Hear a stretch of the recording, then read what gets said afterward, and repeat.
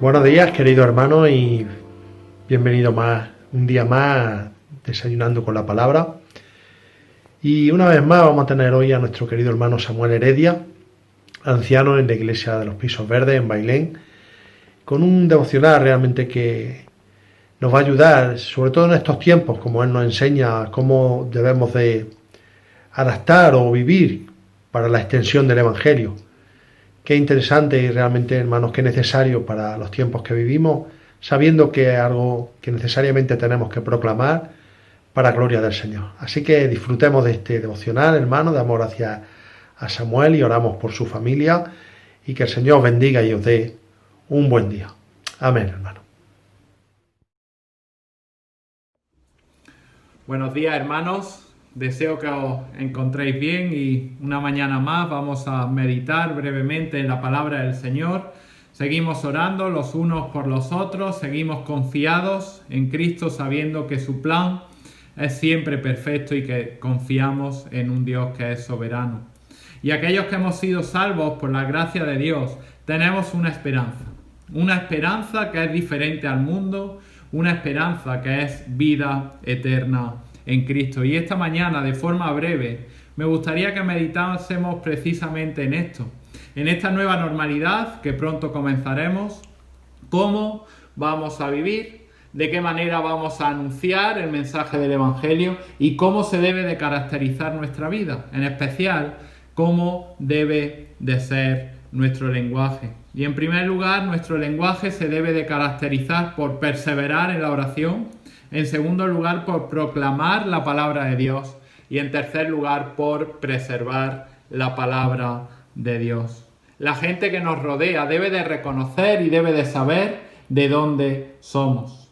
El mundo debe de saber que hemos sido salvos por la gracia de Dios, debe de saber que en nuestra forma de pensar, que en nuestra forma de vivir y en nuestra forma de hablar tiene un nuevo lenguaje que caracteriza nuestra nueva vida en Cristo. Y vamos a meditar en Colosenses capítulo 4, los versículos de 2 al 6. Dice así la palabra del Señor: perseverad en la oración, velando en ella con acción de gracias, orando al mismo tiempo también por nosotros, para que Dios nos abra una puerta para la palabra, a fin de dar a conocer el misterio de Cristo, por el cual también he sido encarcelado, para manifestarlo como debo hacerlo. Versículo 5. Andad sabiamente para con los de afuera, aprovechando bien el tiempo, que vuestra conversación sea siempre con gracia, sazonada como con sal, para que sepáis cómo debéis responder a cada persona. Y la primera característica de nuestro lenguaje es que debemos de perseverar en la oración. Dice el versículo 2, perseverad en la oración, velando en ella con acción de gracias. La oración, queridos hermanos y amigos, es el discurso más importante que vamos a hacer en nuestra vida. La oración es esencial para el crecimiento del creyente y Pablo está enfatizando la importancia de perseverar en ella. De forma literal, lo que Pablo está diciendo es que debemos de persistir, que debemos de aferrarnos, que debemos de continuar en ella. Es la misma idea que encontramos en Efesios capítulo 6, versículo 18. Orar en todo momento, orar por todas las cosas, siendo sumisos a la voluntad de Dios. Queridos hermanos, nuestro lenguaje se debe de caracterizar por persistir en la oración. Y vemos como Jesús en numerosos pasajes liga la fe con la oración, porque es una evidencia de que hemos nacido de nuevo. Nuestra vida de oración es una evidencia de que Cristo nos ha salvado. No solamente esto, sino que Pablo añade en este pasaje que velando en ella. Y cuando usa esta expresión de velando en ella, debemos de entender la misma en torno a dos significados. En primer lugar, queridos hermanos, nos exhorta a permanecer despiertos en la oración, a ser constantes en la oración. Y en segundo lugar, esta expresión se refiere a tener una conciencia general de Dios, es decir, orar por cualquier acontecimiento que sucede, sea a nivel personal, a nivel familiar, eclesial o como nación. Oremos, estamos orando también, ¿verdad?, por esta pandemia. De la misma forma, Se refiere a orar por las bendiciones recibidas y prometidas, así como orar esperando en la voluntad de Dios. Es decir, significa tener a Dios siempre en nuestra conciencia, teniendo una fuerte dependencia de Dios. Hermanos, tomemos tiempo en la oración, seamos constantes en ella, vivamos en dependencia a Dios, porque cuando vivimos en dependencia de Dios, vamos a ser conscientes de forma plena de las bendiciones que tenemos en Cristo y nuestra oración va a expresar una gratitud a Dios. Por eso dice, velando en ella con acción de gracia. Por tanto, la primera característica del lenguaje del creyente es perseverar en la oración.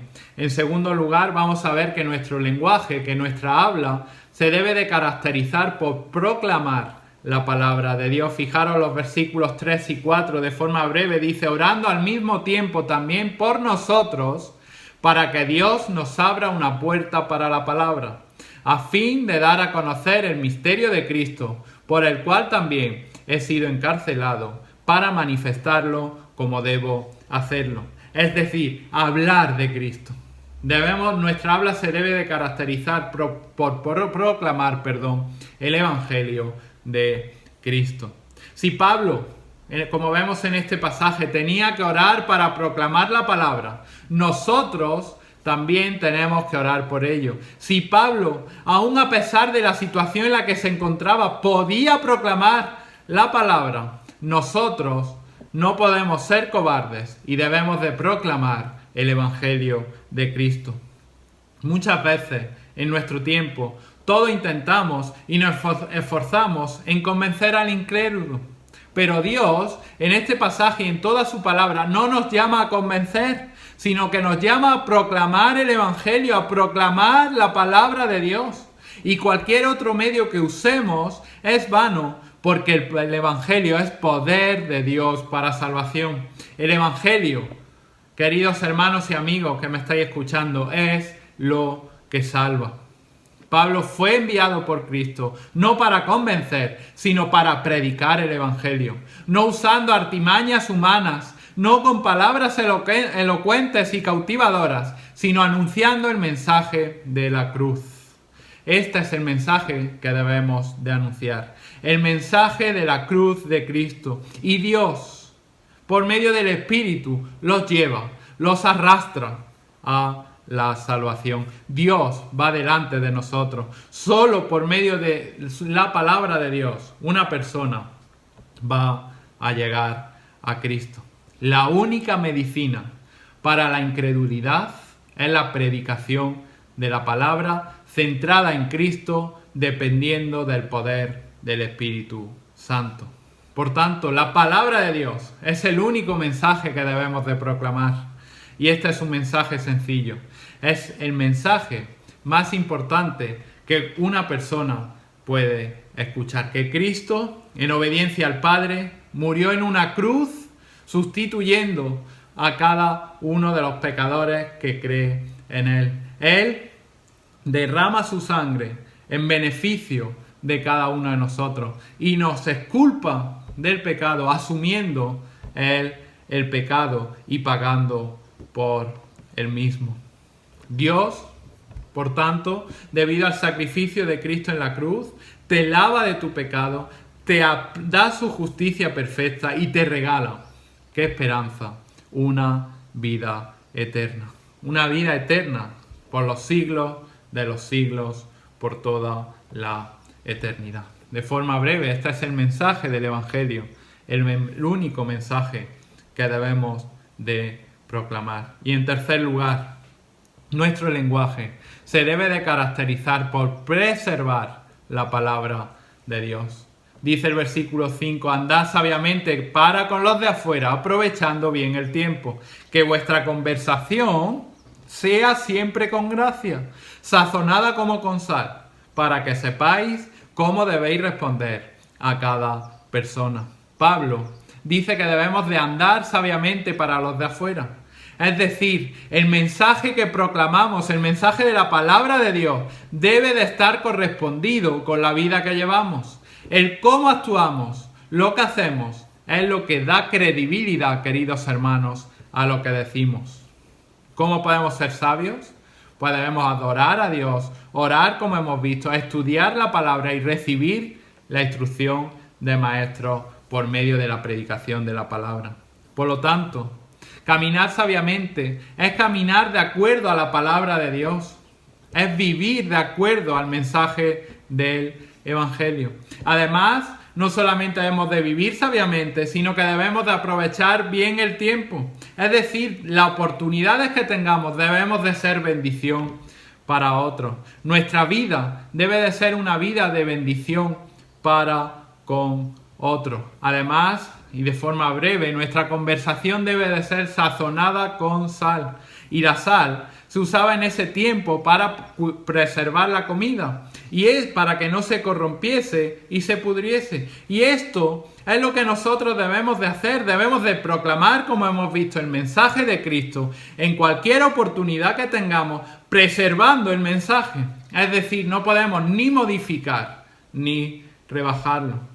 No por ser igual que el mundo, no por actuar igual que el mundo, no por intentar parecer igual al mundo o hablar igual que el mundo, vamos a ganar al mundo. No vamos a llevar a las personas a Cristo si somos iguales que ellas, si queremos hacer ver que tenemos los mismos gustos.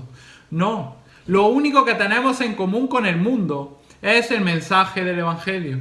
Por lo tanto, lo único que podemos y debemos de compartir con ellas es el mensaje de Cristo. Es por ello que nosotros somos los encargados de preservar la verdad del Evangelio. Y todo lo que añadamos o todo lo que no digamos y obviemos del Evangelio es no cuidar el mensaje de Cristo. Pues os animo en esta mañana a que realmente nuestro lenguaje en esta nueva normalidad se caracterice por perseverar en la oración, por proclamar el mensaje del Evangelio y por preservar, por cuidar su mensaje. Que Dios os bendiga.